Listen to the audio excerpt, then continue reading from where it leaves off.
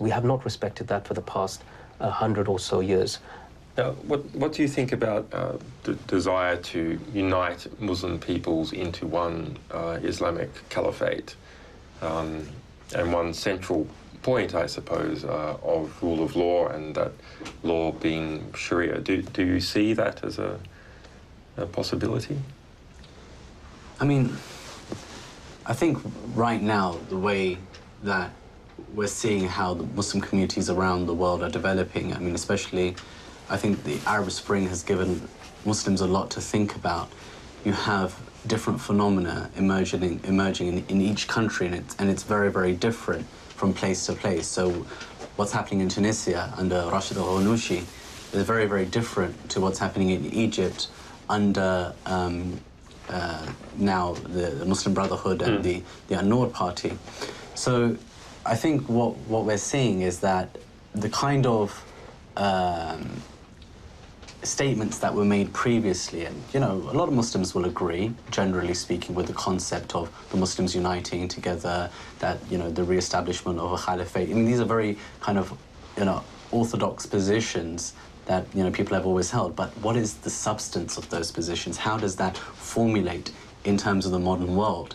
And we're going to be watching Muslims all over the world, what's happening in Tunisia, what's happening in Egypt, what's going to happen in Libya as they try and organize themselves better with a lot of interest, because these guys are going to actually, for the first time, really have the authority to try and, in a normative way, balance up you know, what the Islamic law, what the Sharia requires of us as Muslims, alongside living in a Western, should I say, in a modern world.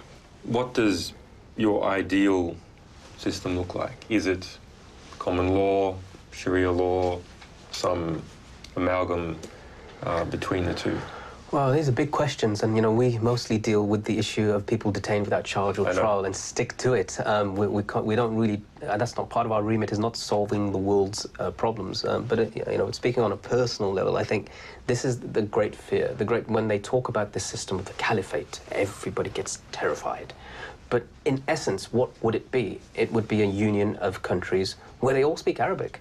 For goodness sake, if in Europe, where we've got 50 different languages and people are trying to come together and have no states and one monetary union and so forth. Well, they're trying to introduce the European Union, which has caused me a bit of grief, actually. Of course it has. Of course it has. Yes, and extradition warrants which allow people to be moved in freely, yes. I'm not sure big super states are actually the way to go. Right. It's not necessarily to be a but here the difference, I mean, what I'm talking about is what links Morocco to Iraq? What are the links? Cultural, and most important, language. Yes. Everybody, you know, you can go to Morocco and speak Arabic, and every country right in between. There is something, and that's a unique fabric of a society. And what separates us in Europe is the language. It's primarily language. Yes. And so you've already got that there, and because historically it used to be there before. And if you look at the countries, right, but I mean they already speak Arabic. So right. What would be the new thing? So what would be new is the unity would not be based upon their own personal nationalism, and this would be the difference, because that's what it used to be like before. Their nationalism has only been instilled after somebody came along and on a map of Africa drew a line and said, you're Libyan, you're Algerian, you're so and so. If they are able to return to, in the modern context, of course, to something that allows that sort of unity, it would give them a great deal of strength. And I think that's where the worry is in terms of the West, is that we will have another powerhouse here established at our southern doorstep that we don't want. Now, what about what type of rule of law would you envisage? Well, I mean, look, I'm not talking about that is actually practical to implement now. I mean, that if you were Allah for a day, what would you do? We don't really use those terms of reference, but Islam is a normative legal system, just like any other. We have effectively statute and case law like any other normative legal system anywhere in the world. And so for us, there is a rule of law that we have to follow.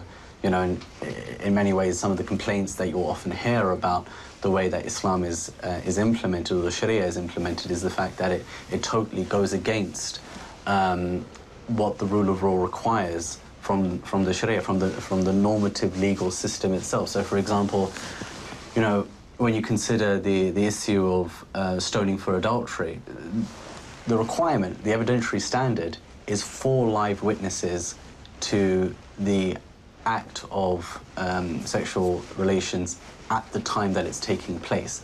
From an evidentiary perspective, it's almost impossible to establish that unless it's some kind of party that's gone a little bit weird. You know, it's very, very difficult to establish that criteria. So the fact that you have but the punishment, that punishment stoning to death. Yeah, the fact that you have the punishment even taking place means that effectively the rule of law is being abused at some point, because it's impossible to establish that evidentiary standard. But you would agree with stoning to death for adultery? I mean, the whole point is that was never envisaged, really. But I mean, you would agree? I agree with the Islamic concepts of how we practice our punishments, okay, generally speaking, what they are.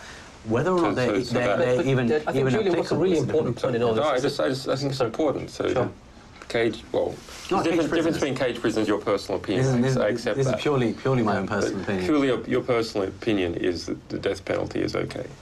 From an Islamic perspective, yes, as long as all the due process elements are met, then it can be, depending on if all the elements are there.